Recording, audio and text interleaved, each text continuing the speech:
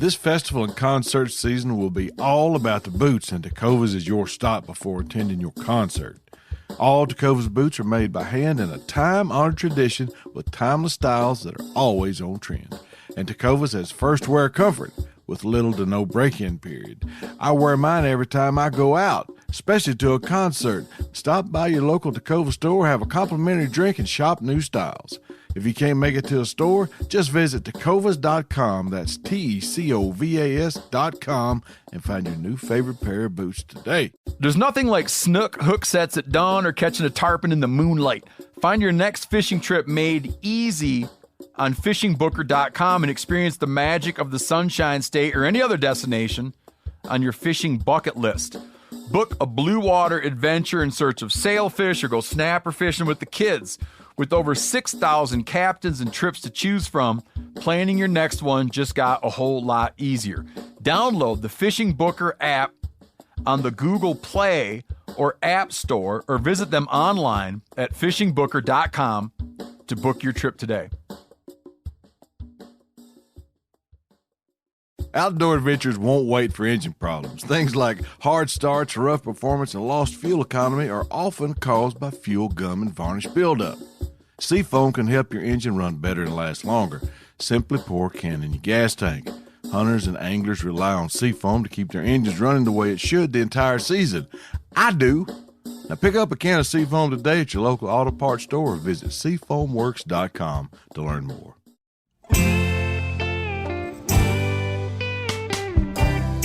Welcome to This Country Life. I'm your host, Brent Reeves. From coon hunting to trot lining and just general country living, I want you to stay a while as I share my stories and country skills that'll help you beat the system. This Country Life is proudly presented as part of Meat Eaters Podcast Network, bringing you the best outdoor podcast the airways have to offer. All right, friends, pull you up a chair or drop that tailgate. I think I got a thing or two to teach you. The power of hello. I've said it before and I'll say it again. Sharing the burden of a problem with a friend lightens your load just like sharing a joy magnifies it. Friends can come from the most unexpected places, and the best ones, man, sometimes they seem like to be honest to goodness divine intervention. This week I want to talk to you about some friends I've made just stumbling through life out amongst nature, looking for something to catch and eat, or just by being neighborly and just saying hello. It can literally open doors. And the story I'm fixing to tell you is a prime example. 65 years ago, my Aunt Norma Fay married a fellow by the name of Tully McCoy. Uncle Tully was born in 1934 and grew up in Pike County, Kentucky, which is located on the Kentucky and West Virginia state line, separated only by the Tug Fork of the Big Sandy River. Does any of that sound familiar? Well, it ought to. That's where all the feuding took place between them and the Hatfields. Uncle Tully's father, Jim McCoy, was 9 years old when that feud ended. He remembered it well, but Uncle Tully said he never talked about it. I'm happy to say that I talked to my Uncle Tully this morning. I was getting the details about one of my favorite stories I've ever heard him tell. And it all started with a hello.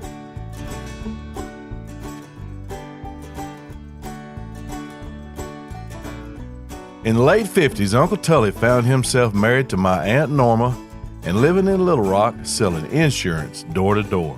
Now, folks didn't make any appointments back then. They'd just drive up, knock on the door, and make their sales pitch. On this day, he was outside of town visiting with folks in the rural areas and drove up to a house that had no car in the driveway.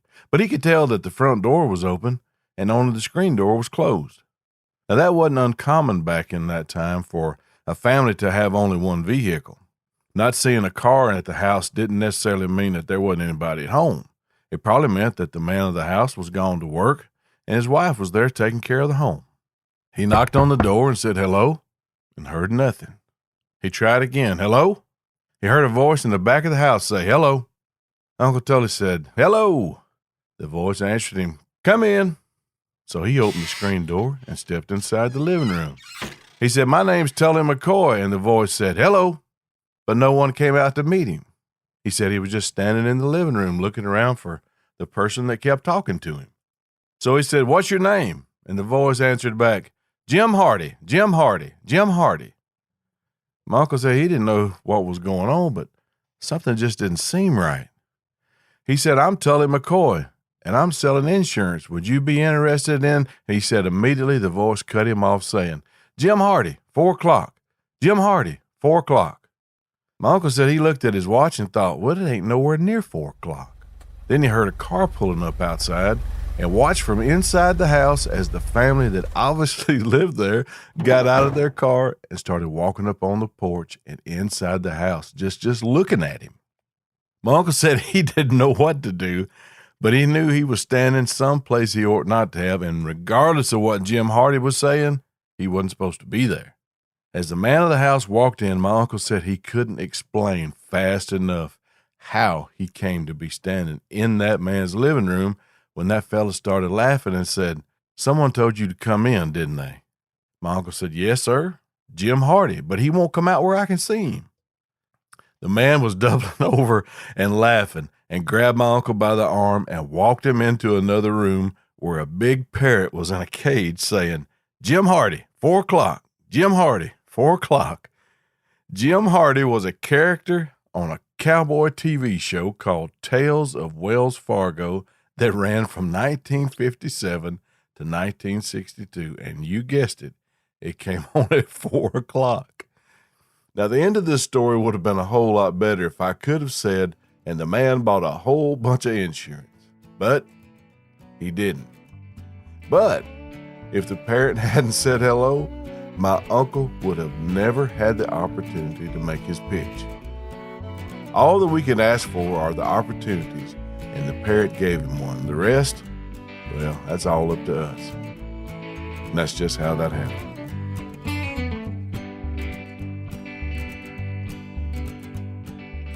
All right, I was talking to my brother this morning, and I told him about what I was going to be talking about this week and told him, you know how we used to know all our neighbors in just about every direction?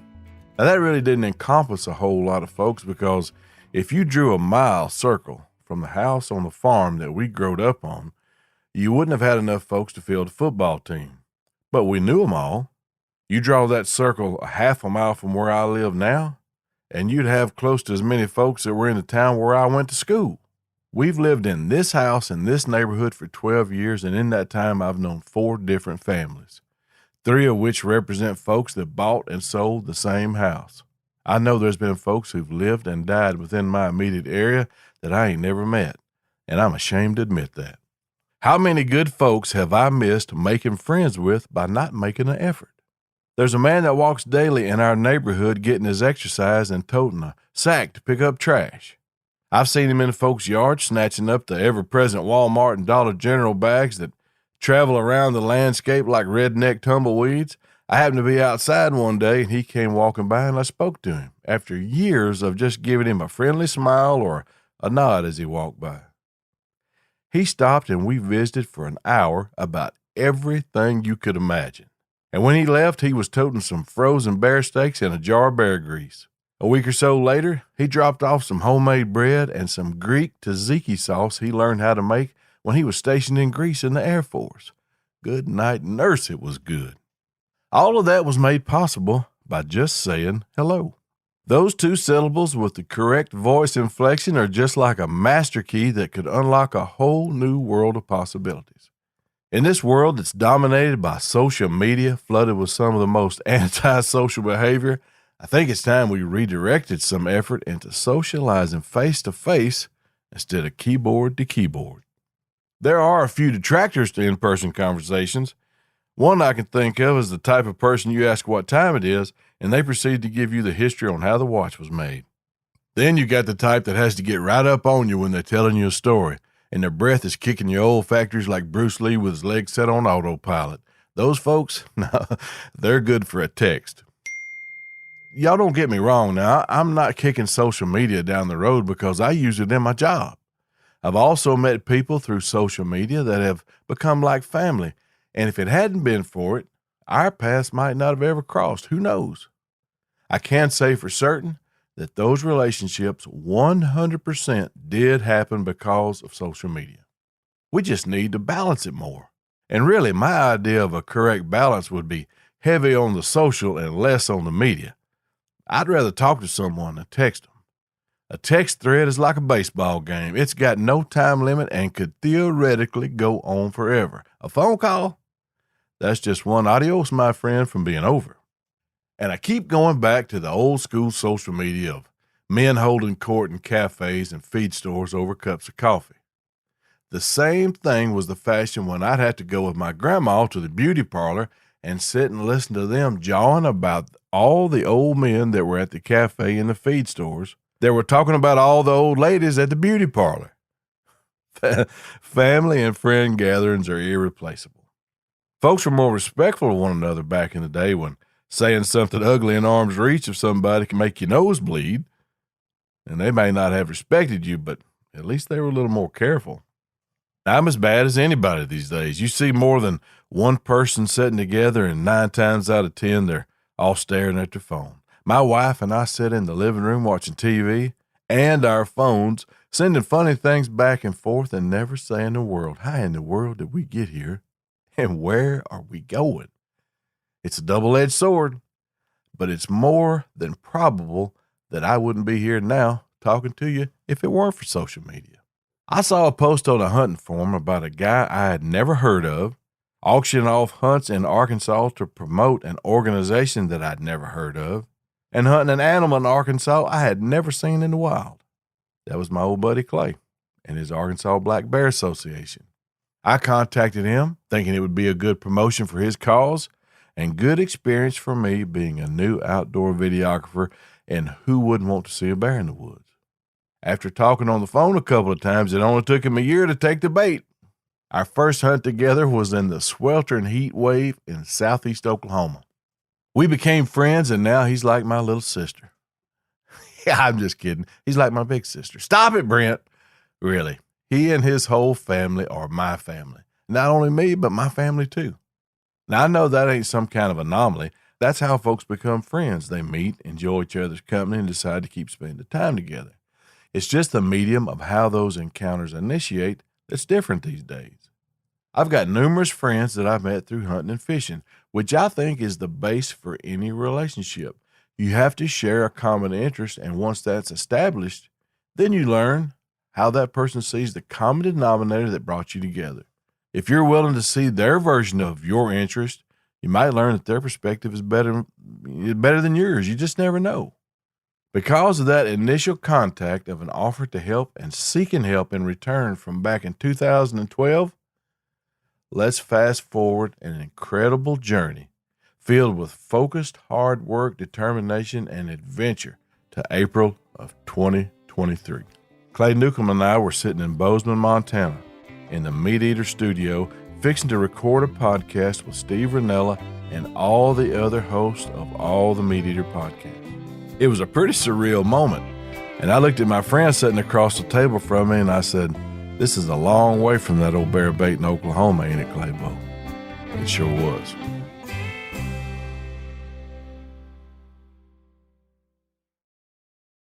This festival and concert season will be all about the boots, and Tecovas is your stop before attending your next concert. Tecovas has seasonal and limited edition offerings this spring, including men's and women's boots, apparel, hats, bags, and more. All Tecovas boots are made by hand in a time-honored tradition with timeless styles that are always on trend. And Tecovas has first wear comfort with little to no break-in period. It's hard to find this level of comfort paired with this level of style. Plus, their direct-to-consumer pricing keeps value on your feet and money in your pocket. I never go to a concert without mine, and it was all they could do to keep me off the stage. Stop by your local Tecovas store, have a complimentary drink, and shop new styles. The smell of fresh leather and friendly staff are at your service. Many stores have leather custom branding to make your boots truly personalized. And with regular live music and events, there's no in-store experience like it. If you can't make it to a store, just visit Tecovas.com. That's Tecovas.com, and find your new favorite pair of boots today. We've all seen plenty of gadgets and fads come and go, but there's one product that stood the test of time: Seafoam motor treatment. Now, lots of hunters and anglers know that Seafoam helps engines run better and last longer. It's really simple. When you pour it in your gas tank, Seafoam cleans harmful fuel deposits that cause engine problems. I'm talking stuff like hard starts, rough engine performance, or lost fuel economy. Seafoam is an easy way to prevent or overcome these problems. Just pour a can in your gas tank and let it clean your fuel system. You probably know someone who's used a can of Seafoam to get their truck or boat going. You do know someone. Me. I've been using it for years. Really. People everywhere rely on Seafoam to keep their trucks, boats, and small engines running the way they should the entire season. Help your engine run better and last longer. Pick up a can of Seafoam today at your local auto parts store or visit SeafoamWorks.com to learn more. You ever get that feeling you're stuck inside staring at screens and a primal urge kicks in? You crave wide open spaces, fresh air, the chance to connect with the land? Well, maybe it's time to find your own piece of the wild, but searching for property can be a maze. That's where Land.com comes in. They got millions of listings across the country, from mountain ranches to hidden fishing holes. Their search tools are like a seasoned guide helping you narrow down what you want. Land.com isn't just about buying and selling. It's about finding a place to hunt, fish, explore, or simply sit by a campfire and listen to the crickets. So head over to Land.com today to turn one day into today, because trust me, there's nothing quite like the feeling of standing on your own piece of earth. The last thing I want to tell you truly demonstrates the power of a chance meeting, and it happened 6 years ago. I made the decision after 51 trips around the sun that I was a fly fisherman. It was as conscious a decision as I've ever made. Growing up on a farm in South Arkansas and catching a trout on a fly rod with a hand-tied fly seemed foreign and far away. I was intrigued, and that fire smoldered for years. Outdoor magazines and books were my obsession, and from big game hunting in North America and Africa to fly fishing out west, I dreamt of one day doing these things I'd only read about. Now at 51, and not knowing a soul that fly fished, I was going to make that a reality. I just didn't know how. Now, I fished with a fly rod my whole life. The basic concept of how to use one was taught to me at an early age. It was my father's weapon of choice for catching brim where we lived. And he could roll cast a hook cricket into the narrowest of spots between cypress knees and limbs and pull out a bluegill after bluegill. He was a dang Jedi with a fly rod, and I tried to be just like him. Bluegill were one thing, but catching a trout with a fly rod, man, that was a whole other creature. My occupation kept me in the southern half of Arkansas until I accepted a position in Little Rock and made my home a few miles away and nearly halfway across the state from where I grew up. Less than an hour north was the Little Red River. It's a tailwater stream out of Greer's Ferry Lake, where the Fish and Wildlife Service have managed a trout hatchery beginning coincidentally in 1966. The same year I saw the light of day. Here they raise and release rainbow and brook trout into public waters to be enjoyed by everyone, an amazing resource with boundless opportunities of which I had never taken advantage of. That was fixing to change. One day, like a bolt of lightning from a cloudless sky, I announced to Alexis that, unbeknownst to her, she'd married a fly fisherman and that he'd been trapped inside my body this whole time.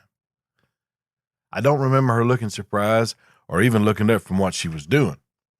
But I do remember her calmly asking, "Have you got enough room for him with all those other idiots in there?" I just let that go. I was mission focused and operating at full speed. I knew not one soul that fly fished for trout. So I did what we all do when we want to know something and don't have anyone to ask. I got on the internet. How to fish for trout with a fly rod got me 16,800,000 answers in less than half a second.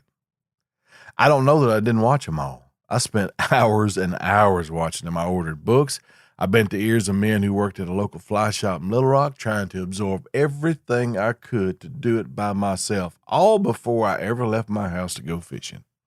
A week into my newfound purpose in life, I bought a new fly rod, a few flies, and some waders. I had a fly rod at home, but that one I'd bought many years ago, and The last person I'd used it with was the man that had taught me to fish in the first place, and now he was gone, and had been for quite a few years. It had hung there in the garage beside the last one he owned, and it was a reminder of a million memories with him. Man, it was hard. It was just hard to fish with that one. It made me miss my dad to the point that I didn't even brim fish for quite a while after he died. The next day I planned to drive to Little Rock with the new one, tie on a fly that the fly shop man had sold me, and bring this all full circle. New rod, new hobby, old dream. How hard could it be? There was one vehicle in the parking lot when I got there. No crowds meant less pressure on the fish, and less likely I'd be pulling someone's ear off while I beat the air into submission with my new fly rod. There was one guy standing beside a small point fishing in a narrow part of the river below the dam. Now, I wasn't sure of the proper etiquette when approaching a fisherman standing midstream, so I quickly calculated the amount of fly line he had stretched out before him and tried to add a little cushion to that distance behind him, and I walked past him downstream. After all, I didn't want him tearing one of my ears off either. He never turned around, and I waded out into the Little Red River for the first time 60 or more yards below him and watched him catch a fish. Whoa, fly fishing is easy. This is going to be fun. My first cast landed somewhere in the vicinity of where I was aiming, but most importantly, that fly was in the river, and I was fishing. The current pulled my line downstream ever so slowly, switching it back and forth as the different flows pulled and pushed my fly through that cold water. A fish rose up river to feed on a bug, and I saw that guy catch another fish. Man, I was excited. The fish were biting, and this other guy and I were the only two folks around. My day advanced like this. Cast, watch the line float by waiting for a bite, see that guy catch a fish, change flies, see that guy catch a fish, cast again with no results, and this went on for an hour. After a while, he said, "Hey, won't you come up here with me? There's room up here, and they're stacked in here pretty good." He caught another fish while he was telling me that. Well, going back to my reason of not wanting to be a bother, I said, "Man, I'm good. Thanks, though." And not only did this dude catch fish like an otter, he was also a gentleman. I hated him immediately. I made cast after cast without a bite. All the while, that guy seemed to catch one every other cast or so. I changed flies, he caught a fish. While I manufactured a knot in my line, false casting like I was in a sword fight with the Invisible Man, that joker caught a fish. I dropped my sunglasses in the river. I watched him sink like a fallen leaf just out of reach and into the frigid depths of the water. He caught a fish. Oh yeah, fly fishing. Oh, it's easy. Catching fish while fly fishing, that was something of a different sort, at least for me. I needed my dad to tell me how to do this, and even if I could have talked to him, he never fly fished either. Mercifully, the warning blew at the dam, and that means they're fixing to turn some water loose, and we had to get off the river and to higher ground quick and in a hurry. The river can go from waist deep and hardly any current at all to 10 feet and running faster than grass goes through a goose in short order. But I just went on my first fly fishing trip, and while I had my hind end handed to me by the trout gods and that guy fishing upstream giving me lessons, I was still inspired to do it. I thought about it a lot that first few hours I stood in that cold water, watching drift after drift end the same with no fish, not even a bite. But with no thoughts of disappointment, anger, or really even discouragement. I wanted to learn how to do what I'd watched that guy above me do all afternoon, and when I looked up, he was standing on the bank near the trail leading back to the parking lot, waiting on me. As I got closer, I could see this guy was a fly fisherman. Not that I needed to get any closer to see that, because I'd spent the better part of the day watching him demonstrate that while trying not to let him catch me looking. But he knew, though. He knew, like every home run hitter that ever lived knows, that when you're in the zone and smashing fastballs to the parking lot, everybody's watching. It wasn't the crack of a bat that kept me looking upriver that day. It was the zip of his fly line being pulled up out of the water, tight as a fiddle string, over and over with a trout on the other end. I tell you, that cat was purpose-driven to catch every trout within his loop, and I'd argue that if he didn't, that joker came awfully close. When I got up to him, he stuck out his hand and he said, "Howdy." my name's Terry." I shook his hand and fought the urge to salute him and raise his arm like he'd just won the fly fishing championship of the civilized world, so I did what I always do. I said something stupid. "Hi, Terry. My name's Brent, and you're a lot prettier than I thought you were." Terry and I talked for 30 minutes, just like we were old friends. I didn't have to tell him that I didn't know what I was doing, but to make sure he knew, I said, "Terry, I don't know what I'm doing. I just know I want to do it." And then he asked me, "Can you come back tomorrow?" That was 2017. He taught me more than I could have ever learned on my own. How to read the water, how to match the hatch, how to tie flies, when to fish, where to fish, patience, persistence, and above all, be a good steward and a protector of the resource. The same lessons I'd been taught before when I was a little boy by a man that I'd watched catch fish after fish, just like I'd watched Terry do the first day we met.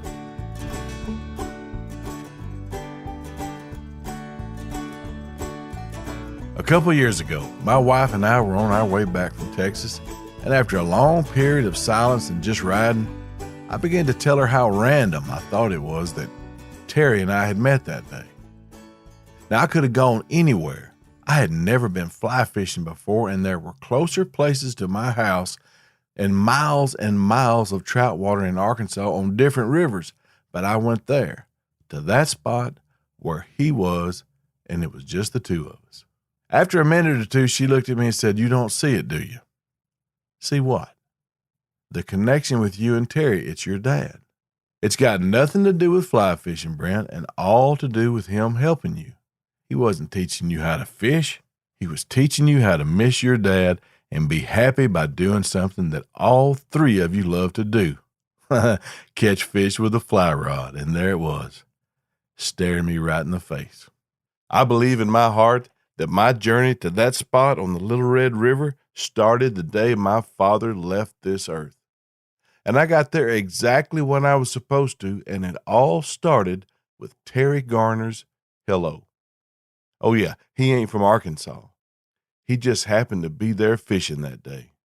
She's a smart gal, that gal of mine. There's power and sometimes opportunity in saying hello, whether it's from a random fly fisherman or even a parrot. I really enjoyed this week's visit. You can find me on the old Instagram at Brent_Reeves. And remember, Reeves is correctly spelled Reaves. This is Brent Reeves signing off. Y'all be careful.